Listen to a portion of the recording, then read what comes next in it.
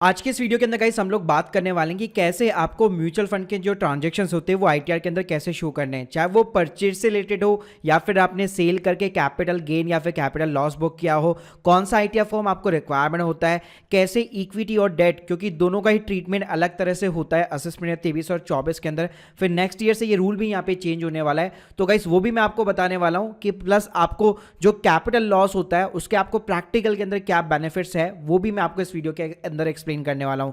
तो गाइस पूरा वीडियो यहाँ पे जरूर देखिएगा। और गाइस अगर आप लोगों को यहाँ पे एक टैक्स कंसल्टेंट से यहाँ पे बेसिकली आईटीआर फाइलिंग करानी है बहुत ही अफोर्डेबल कॉस्ट के ऊपर, या फिर कंसल्टेंसी चाहिए, तो उसकी लिंक भी मैंने आपको डिस्क्रिप्शन बॉक्स में दे रखी है। तो चलिए गाइस शुरू करते हैं। तो गाइस सबसे पहले बात करते हैं हम उन ट्रांजेक्शन की जिनको हम लोग ट्रैक कर सकते हैं यहाँ पे एआईएस स्टेटमेंट के थ्रू। तो देखिए सबसे पहले क्या करना है, सबसे पहले आपको अपने पोर्टल के अंदर यहाँ पे लॉग इन करना है।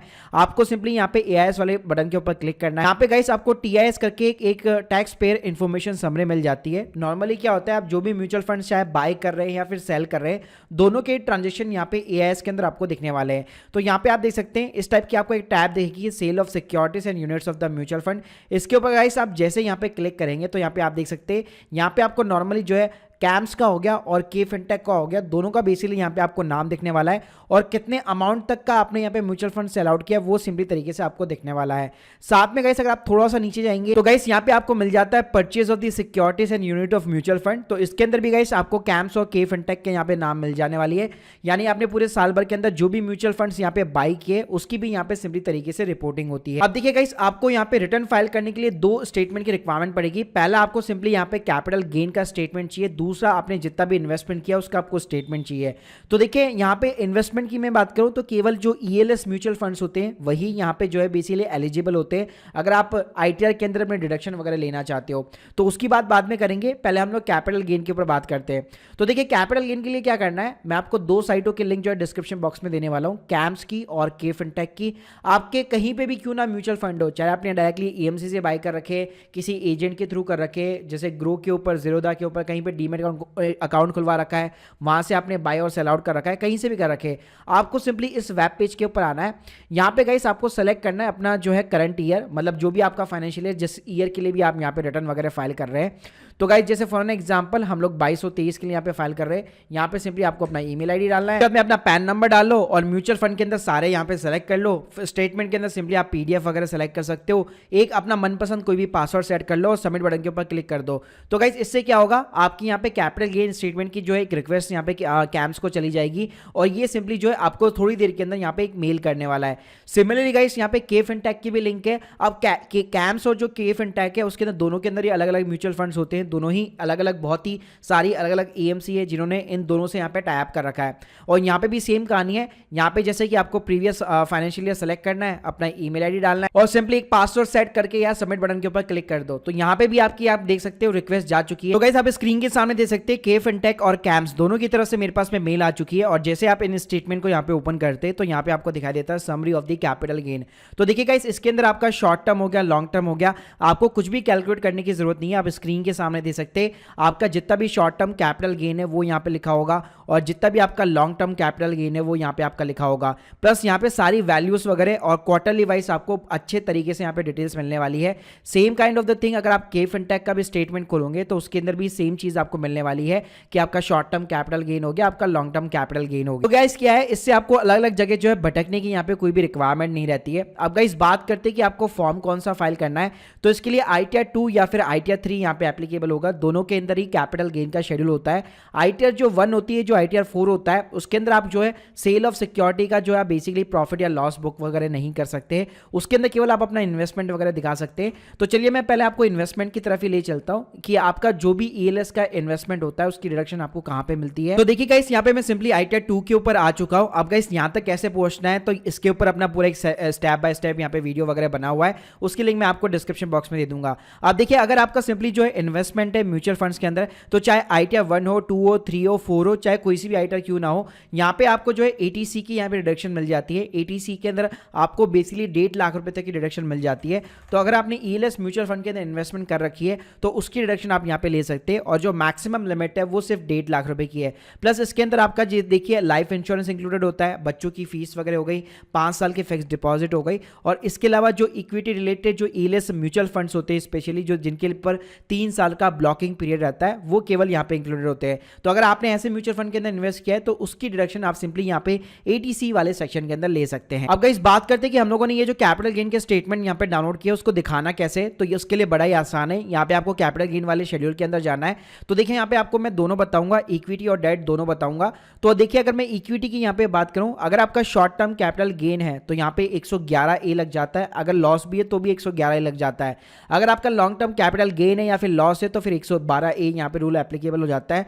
प्लस अगर आपका मान लीजिए डेट से रिलेटेड, डेट ओरिएंटेड यहाँ पे म्यूचुअल फंड थे, उसके ऊपर प्रॉफिट एंड लॉस है, तो उस केस में गाइस आपको ये वाला सिंपली तरीके से ऑप्शन चूज करना है। और ये केवल असेसमेंट ईयर 23 और 24 के लिए, इस साल से यहाँ पे रूल चेंज हो चुका है तो उसमें आपको देखना पड़ेगा उसके अंदर, क्योंकि कई सारे जो म्यूचुअल फंड्स है जो पहले बेसिकली यहाँ पे जो है डेट के अंदर तो आते ही थे, लेकिन कुछ म्यूचुअल फंड्स ऐसे भी थे जो इक्विटी ओरिएंटेड थे, जैसे मान लो इंटरनेशनल म्यूचुअल फंड्स वगैरह हो गए, तो अब उनको भी जो है बेसिकली यहाँ पे टैक्स स्लैब के अकॉर्डिंग ही यहाँ पे जो है टैक्सेस वगैरह किया जाएगा, उसके ऊपर आपको कोई भी इंडेक्सेशन का बेनिफिट नहीं मिलेगा। तो पहले हम लोग इस साल की बात कर लेते हैं। तो देखिए ये 3 ऑप्शन आपको सिंपली तरीके से सेलेक्ट करना है। अब गाइस क्या करना है, कंटिन्यू बटन के ऊपर क्लिक करना है। अब गाइस यहाँ पे जो 111 ए है वो आपको सिंपली सेलेक्ट करना है, यहाँ पे ऐड डिटेल्स के ऊपर क्लिक करना है, 111 ए के ऊपर क्लिक करना है। अब ये पूछेगा full value of the consideration. अब ये फिगर कहां से मिलेंगे, ये फिगर सिंपली आपको अपने स्टेटमेंट से मिल जाएंगे। एग्जांपल के लिए आप देख सकते हैं जैसे शॉर्ट टर्म कैपिटल गेन दिया हुआ है तो यहाँ पे full value of the consideration आपके सामने लिखा होगा। तो जितना भी वैल्यू लिखा हुआ है, चाहे कैम्स के अंदर है या फिर के फिनटेक के अंदर है, वो टोटल वैल्यू बेसिकली दोनों को ऐड कर लो। तो देखो आपको कहीं पे भी ना भागने की जरूरत नहीं है। अगर ये 2 स्टेटमेंट आपके पास में है तो सिंपली तरीके से उन वैल्यूज को ऐड करके आप यहाँ पे फिगर्स वगैरह इनपुट कर सकते हो। उसके बाद में गाइस यहाँ पे आपसे पूछेगा cost of acquisition without indexation. तो गाइस ये चीज भी आपको सिंपली अपने जो है स्टेटमेंट के अंदर मिल जाने वाली है। तो यहाँ पे आपको अपना कॉस्ट ऑफ एक्विजिशन सिंपली तरीके से मिल जाएगा। तो गाइस जैसे आप कॉस्ट ऑफ एक्विजिशन डालोगे नीचे अपने आप ही यहाँ पे आपका जो भी प्रॉफिट या लॉस बन रहा होगा वो कैलकुलेट करके आ जाता है। अब कई लोगों की कंफ्यूजन होती है क्या मैं बार बार इन चीजों को डालूं, ऐसा नहीं करना है। आपको सिंपली कंसोलिडेटेड यहाँ पे जो अपना शॉर्ट टर्म कैपिटल गेन या फिर लॉस डालना है। तो अगर आपका इक्विटी रिलेटेड भी है यहाँ पे, मतलब आपने शेयर मार्केट के अंदर भी यहाँ पे सेल आउट वगैरह कर रखे, वहां से भी अगर आपका कोई भी शॉर्ट टर्म कैपिटल लॉस है या गेन है तो आपको यहाँ पे सिंपली तरीके से नेट डालना है। तो यानी नेट आपकी सेल वैल्यू हो गई, नेट आपकी बाय वैल्यू हो गई, फिर जो भी आपका प्रॉफिट एंड लॉस हो गया। लेट सपोज अगर इसकी जगह यहाँ पे लॉस होता तो जैसे अगर आप हायर वैल्यू डालेंगे तो आप स्क्रीन के सामने देख सकते हैं अपने आप ही ये फिगर बेसिकली आपका माइनस के अंदर आ जाने वाला है। ऐसे गाइस अगर मैं यहाँ पे लॉन्ग टर्म कैपिटल गेन की बात करूं तो आपको 112 के ऊपर क्लिक करना है, यहाँ पे ऐड डिटेल्स के ऊपर आपको क्लिक करना है। अब देखिए गाइस यहाँ पे फंडा क्या है, यहाँ पे बेसिकली 2018 के पहले अलग रूल चलता था, उसके बाद में अलग रूल चलता है, और ये चीज आपको अपने जो है कैपिटल गेन के स्टेटमेंट के अंदर देखने को मिल जाएगी। तो यहाँ पे आप देख सकते हैं आपका लॉन्ग टर्म कैपिटल गेन दिया हुआ है, full value of the consideration यहाँ पे आपको लिखा हुआ है। तो आपको कुछ नहीं करना है, यहाँ पे सिंपली अपने अकॉर्डिंग यहाँ पे जो है अपना डेट यहाँ पे सेलेक्ट करना है, और ये डिटेल्स आपको कहां से मिलेगी कि लेट्स सपोज मैंने कब यहाँ पे बेचा था, कब मैंने खरीदा था। गाइस अगर आप अपने स्टेटमेंट के अंदर थोड़ा सा नीचे जाएंगे तो यहाँ पे ना हर म्यूचुअल फंड की आपको म्यूचुअल फंड के नाम के साथ में आपको दिखाई देगा कि उस म्यूचुअल फंड को आपने कब खरीदा हुआ था और उसके बाद में आपने कब उसके अंदर बेचा है, कोई एसआईपी की है, रिडम्पशन किया है, तो सारी डिटेल्स आपको यहाँ पे दिखाई देती है। तो ये बेसिकली आपको चूज आउट करना पड़ेगा कि मेरा जो म्यूचुअल फंड है वो बेसिकली अगर 2018 के पहले है या फिर 2018 के बाद में।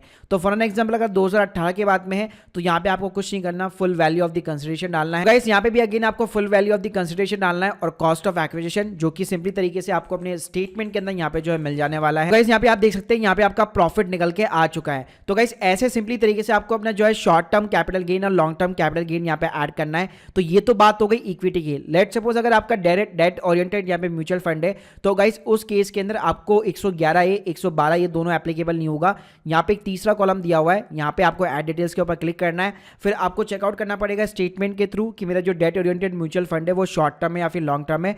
अगर शॉर्ट शॉर्ट टर्म है तो यहाँ पे इसके ऊपर आपको क्लिक करना है। फिर जैसे हम लोगों ने यहाँ पे जो है पहले तरीके से सेल वैल्यू डाली थी, वैसे यहाँ पे आपको सिंपली तरीके से सेल वैल्यू बेसिकली यहाँ पे इंसर्ट करनी है। और उसके बाद में यहाँ पे नीचे जो है आपको जो है बाय का भी ऑप्शन मिल जाएगा, यानी जो आपकी कॉस्ट थी तो यहाँ पे भी आपको अगेन कॉस्ट ऑफ एक्विजिशन मिल जाएगा विदाउट इंडेक्सेशन। तो जितनी भी आपकी कॉस्ट है वो सिंपली आपको डालनी है और नीचे ऑटोमेटिकली आपका प्रॉफिट एंड लॉस बन के आ जाता है। साथ में गाइस हम लोगों ने जो ऊपर यहाँ पे फिगर्स डाले, यहाँ पे आपको एक एफ कॉलम देखने को मिल जाता है, तो इसके ऊपर एड डिटेल्स के ऊपर क्लिक करना है।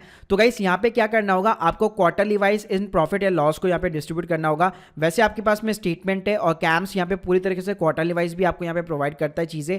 तो आपका जो भी यहाँ पे प्रॉफिट बनता है उसको जैसे कि 15% अगर शॉर्ट टर्म कैपिटल गेन है तो ये आपको यहाँ पे डिस्ट्रीब्यूट करना पड़ेगा।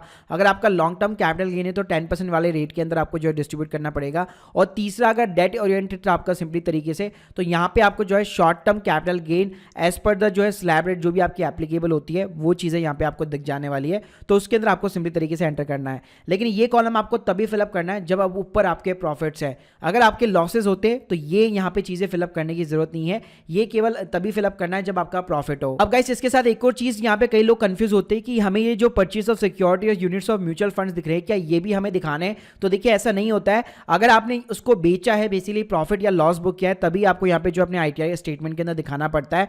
परचेज के ऊपर कोई पाबंदी नहीं है, उसको दिखाने की जरूरत नहीं है। हाँ, अगर आप आईटीआर 3 वगैरह, बैलेंस शीट वगैरह ऐसी चीजें कुछ फिलअप कर रहे हैं तो वहां पे आप अपनी बैलेंस शीट के अंदर एज ए इन्वेस्टमेंट वगैरह डिक्लेयर कर सकते हैं। बाकी वैसे कोई दिखाने की जरूरत नहीं पड़ती है। जब आप सेल करते हैं तभी आपको दिखाना पड़ता है, और इसके अलावा अगर आपने इन्वेस्टमेंट किए तो आप एटीसी के अंदर डिडक्शन ले सकते हैं। अब गाइस अगर मैं बात करूं कि यहाँ पे म्यूचुअल फंड का जो लॉसेस होता है उसका बेनिफिट क्या होता है, तो देखिए अगर आपका शॉर्ट टर्म कैपिटल लॉस है सिंपली तरीके से, तो उसको आप 8 साल तक कैरी फॉरवर्ड कर सकते हो। और जो आपका शॉर्ट टर्म कैपिटल लॉस है वो फ्यूचर के जितने भी शॉर्ट टर्म कैपिटल गेन हो गया या लॉन्ग टर्म कैपिटल गेन हो गया, उन दोनों को इजीली तरीके से यहाँ पे सेट ऑफ कर सकता है। साथ में गाइस आपका जो लॉन्ग टर्म कैपिटल लॉस है वो केवल लॉन्ग टर्म कैपिटल गेन से ही सेट ऑफ होगा, मतलब वो वाइस वर्सा नहीं हो सकता। लॉन्ग टर्म का जो लॉस होता है वो यहाँ पे शॉर्ट टर्म के प्रॉफिट के साथ सेट ऑफ नहीं हो सकता, लेकिन जो शॉर्ट टर्म का लॉस होता है वो चाहे शॉर्ट टर्म हो चाहे लॉन्ग टर्म हो, दोनों के साथ में यहाँ पे सिंपली तरीके से सेट ऑफ हो सकता है।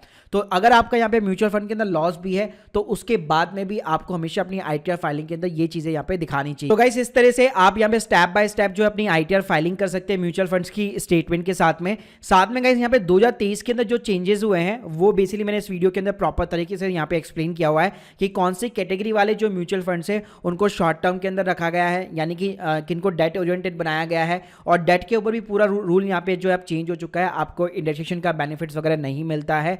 तो प्लीज इस वीडियो को भी यहाँ पे जरूर चेकआउट कीजिएगा, लिंक मैं आपको डिस्क्रिप्शन बॉक्स में दे दूंगा। बाकी अगर कोई भी कंसल्टेंसी या फिर आईटीआर फाइलिंग करानी है तो उसकी लिंक भी डिस्क्रिप्शन बॉक्स में अवेलेबल है। Thank you guys, thank you very much.